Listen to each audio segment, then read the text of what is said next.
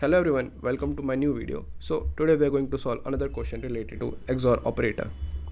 So the name of the question is two single numbers. So in the earlier question we have to find the number that is not repeated twice. So the earlier question was like 1, 1, 2, 2 and 3, and we have to find 3. So we know that there is a property of XOR operator.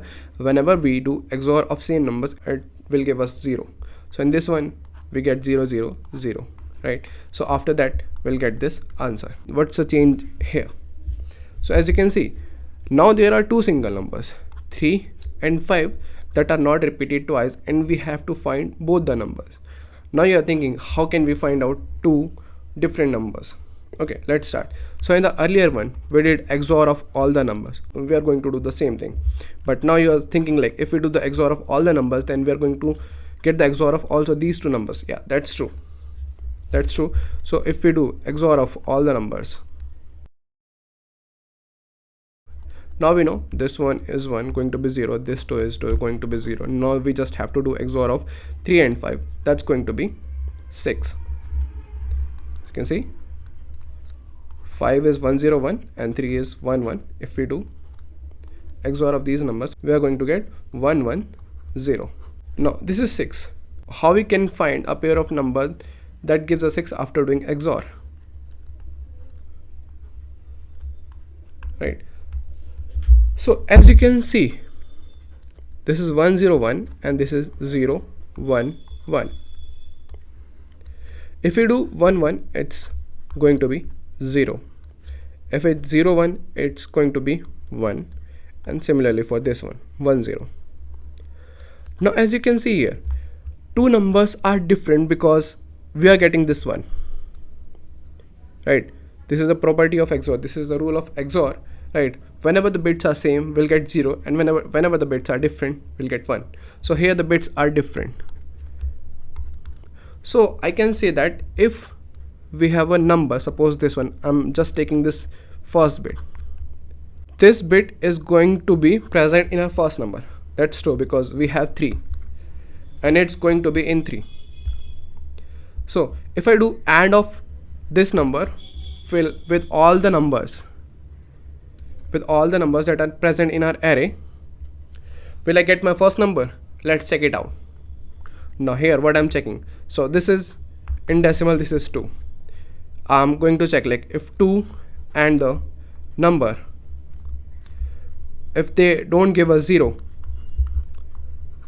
I'm going to add them as my first number. I'll do the XOR of these numbers.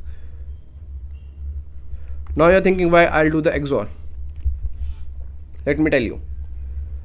So if the array is, so why I'm doing XOR, because there are few other numbers like this 2. This also has a bit of 10, but it's repeated twice, right? So it will automatically get removed. Let's check. Let's see here. Now we have 1. Do we get 1 if we do AND of 1 with 2? Definitely not. So it's going to give us 0.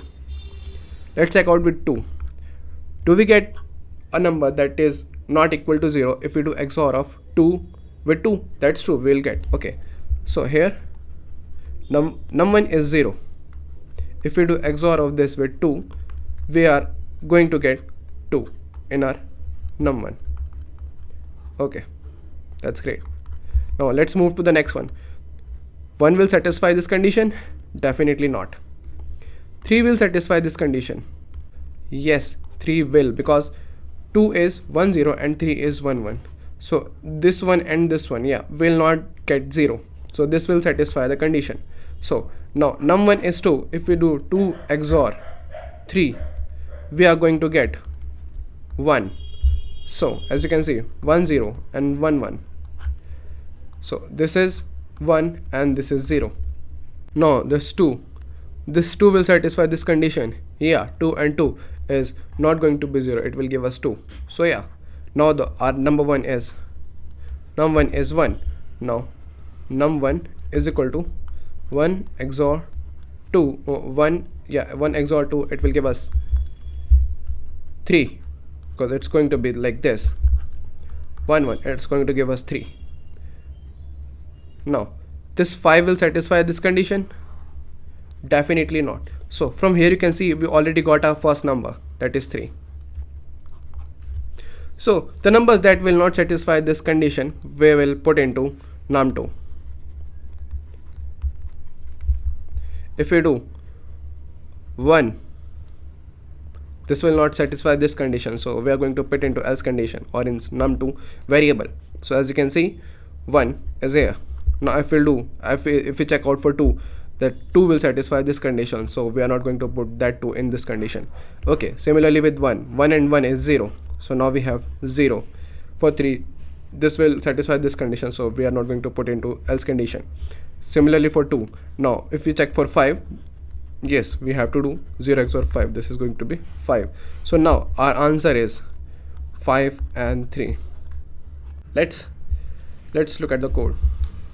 So as you can see, we have given an integer array num in which exactly 2 elements appear only once and all the other elements appear exactly twice. Find the 2 elements that appear only once. You can return the number in any order. Yeah, so let's solve this question. Firstly, we need an integer where we are going to store XOR of all the numbers that are present in our array. XOR of all numbers. As of now it's 0.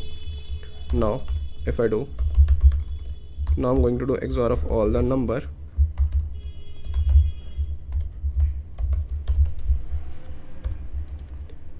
I.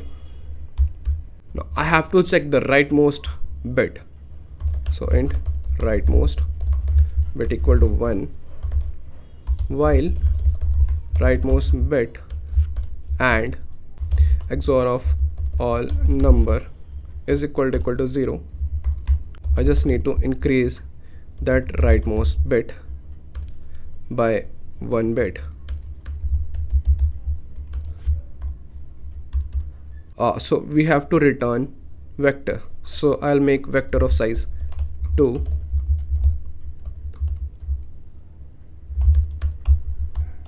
and initialize them with 0.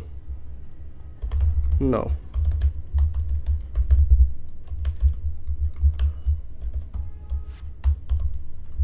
I have to check if this satisfy the condition that I showed you there. So if rightmost bit and I is not equal to 0, then answer of 0 is going to be XOR of I, else answer of 1 is going to be XOR of I, and I'll just return answer. Now let's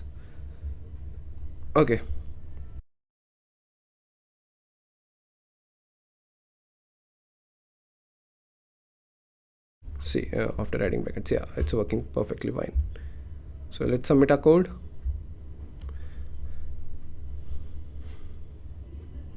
So here it's got submitted. That's great. Yeah, that's all guys. Thank you for watching the video.